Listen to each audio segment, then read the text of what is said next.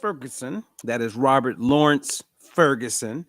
And I am your nutritionist, and I'm sharing because I care. And I want to introduce you to something that's going to blow your mind. I mean, I talked about it recently, and I had quite a few people email me and they wanted to know more.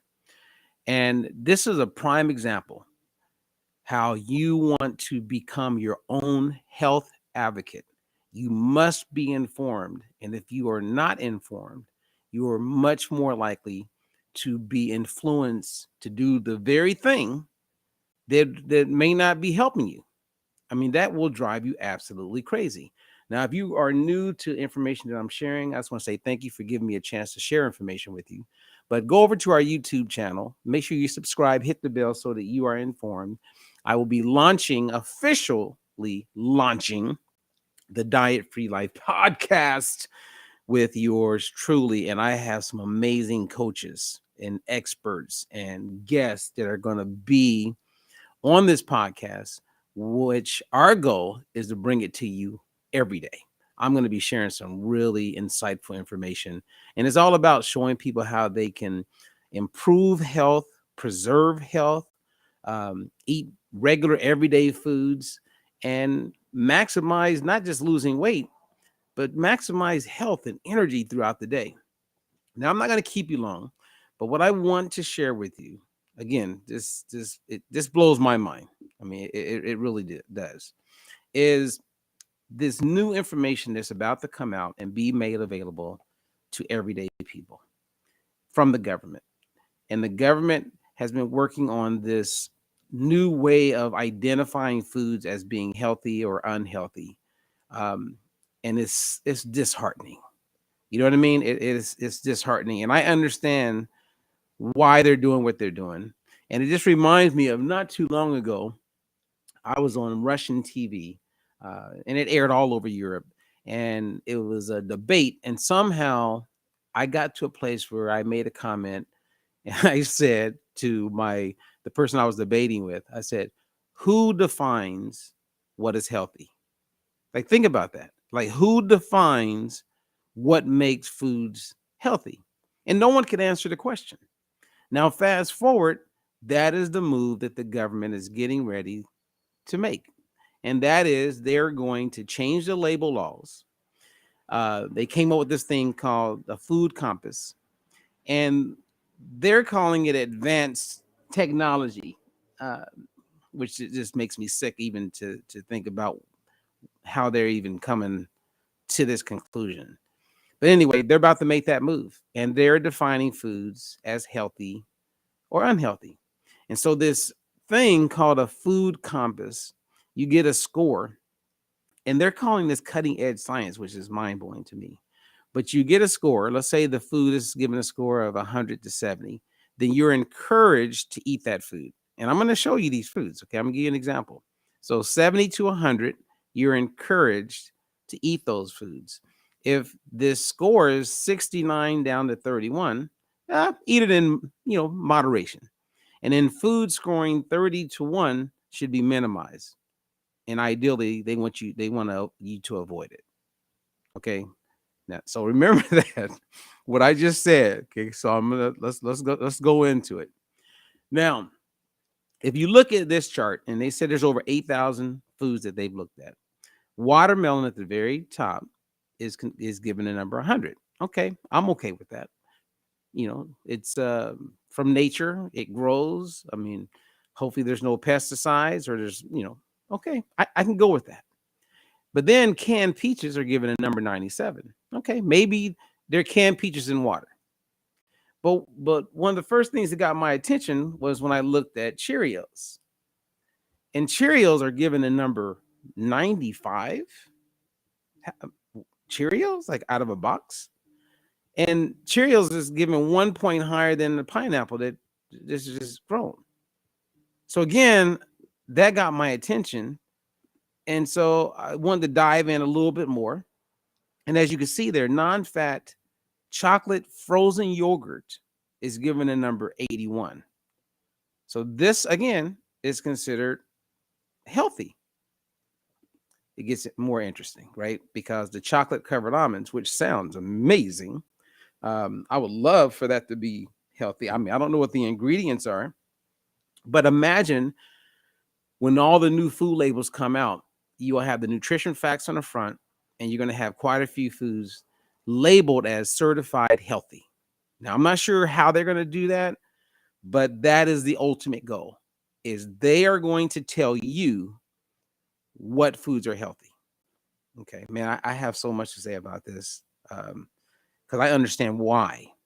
Now, ground beef, look at the bottom there. It's in the red zone. Notice how to use these colors, right? So green is a go, yellow is caution, red, you may want to avoid this. But ground beef, how many of you guys are eating ground beef? If you eat ground beef, let me know. Comment. Whether you wherever you're catching me, just comment, because I like ground beef, and I have clients that eat ground beef, and I would argue that ground beef is better for you than ground turkey. Huge argument there. Okay, then cheddar cheese, it's given a number 28, but something I eat probably 5 days a week is an egg cooked in butter. So according to this new food compass, I'm eating something that is not ideal for my overall health. And I would love to debate this guy who led this study. This is just disgraceful. Seriously. It just blows my mind. But if people are not informed, they are going to be influenced and taken advantage of. Right? So I love eggs, and eggs taste great, and butter's a stable fat. And we know that it's ideal for overall health for so many reasons. Right? Now, above that, they're telling me to eat sweet potato fries. Okay. Sweet potato chips. Lucky Charms. Okay, so Lucky Charms is giving a better score than eggs. Something that naturally is close to nature, cooked in butter, again, close to nature, been eaten for many, many, many years. Lucky Charms, which is processed in a box with a barcode, that's better for me. Now, many of us will go, this is just ridiculous. And you guys will just automatically get it. But think about the people who are uninformed. Think about the people who really don't know. They don't have the intelligence or the knowledge to be able to quickly go, you know what? An egg from a chicken is better for me than those Lucky Charms in that box. I mean, you don't have to be a rocket scientist to get this, you guys. Now, if you said, Robert, why is this the case? Why is it that food close to nature, like an egg, is being demonized? Well, a lot of this goes back to the original hypothesis over 70 years ago, when they said eating cholesterol and saturated fat are the primary drivers for all-cause mortality, coronary disease, people getting heart attacks. And at that point, they demonized eating foods that had cholesterol in it. And that's why you heard people say, don't eat eggs and don't eat much shrimp. Well, fast forward 2015, the government, they didn't do a press release on this. The American Heart Association, they didn't go out there and let the world know that they no longer demonize eating cholesterol. Eating cholesterol has absolutely no scientific evidence behind it that says it causes harm. And the government admitted this in 2015, and you didn't hear anything about it. There are many people that are still avoiding eggs because of something they grew up hearing or what they believe. And there's many doctors that are probably telling their clients or patients who have high cholesterol, hey, cut back on the eggs. It's not even of concern. And there's this huge movement behind the scenes on getting us to not eat animal-based fats, saturated fats, when all the evidence, even the randomized controlled trials, are clear that people who have higher cholesterol live longer than people with lower cholesterol. Eating saturated fat, we know, helps boost and drives the HDL, which what they refer to as your healthy cholesterol. This is crazy. There's something crazy going on. I mean, it's pretty clear to me, and there's definitely money involved. And I'm not going to go into great details, but I wanted to just take a moment and share with you this index, this scoring system on what is considered healthy or not. If I have my own chickens, okay, think about this. And we've been eating eggs forever. I mean, matter of fact, if you go back and look at history in 1900, we weren't really eating chicken, but we were eating eggs. So people had their own chickens so they could produce the eggs.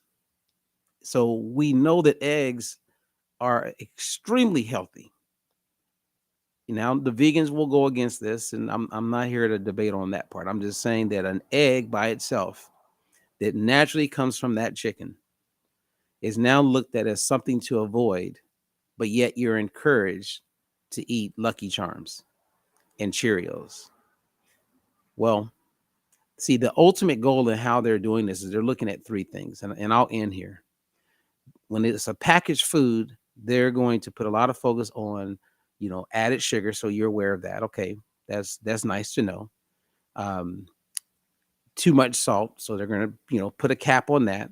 And if the sodium per serving and the added sugar per serving is at a certain level, then there's one more step before it's considered healthy. And that is the level of saturated fat in a serving. So if the saturated fat is low, then you're good. You get those three things, right? Added sugar, saturated fat level, and you got the sodium. And then they're going to categorize it as healthy.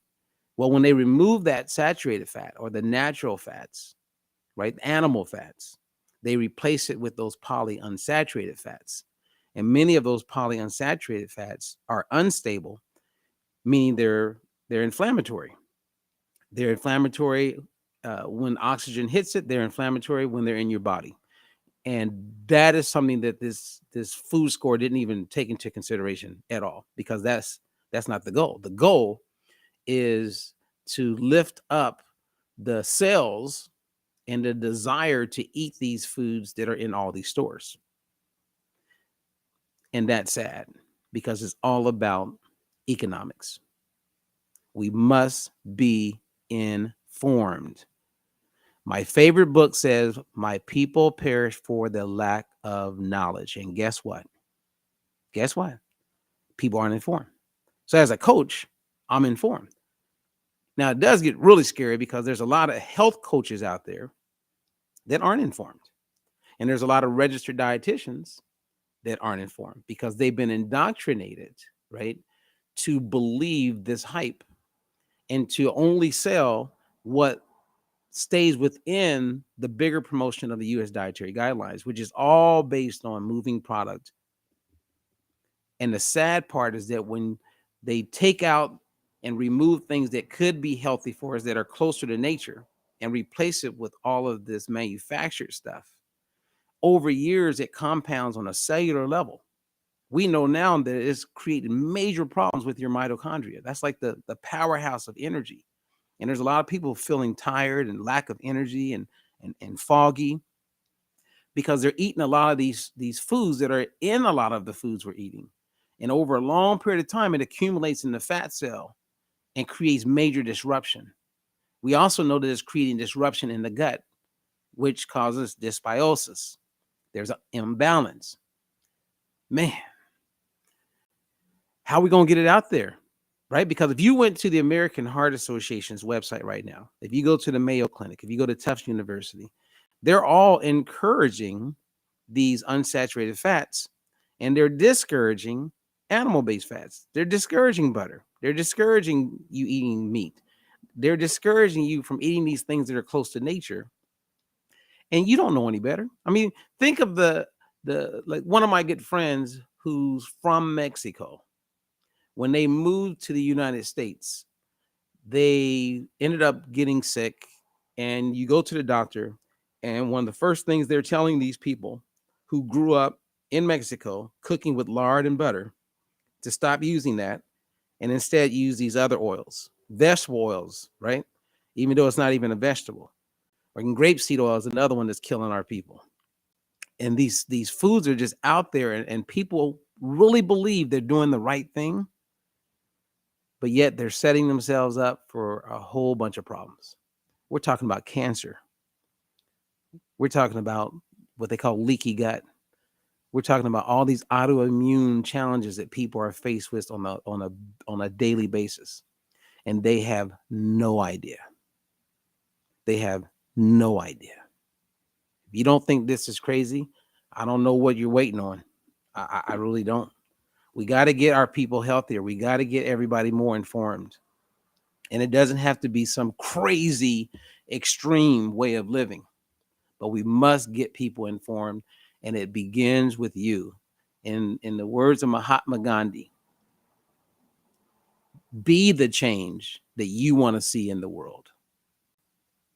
Be the change that you want to see with your family members. Be the change that you want others to like see and experience. When you walk it, man, there's way more power when you talk it. Right? So I've been in the weight loss game since 95. Before that, I was helping people.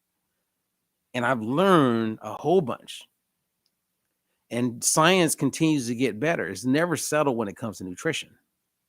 And so, and for them to come out and to tell us that, oh man, I mean, to tell me that eating Lucky Charms and drinking grape juice,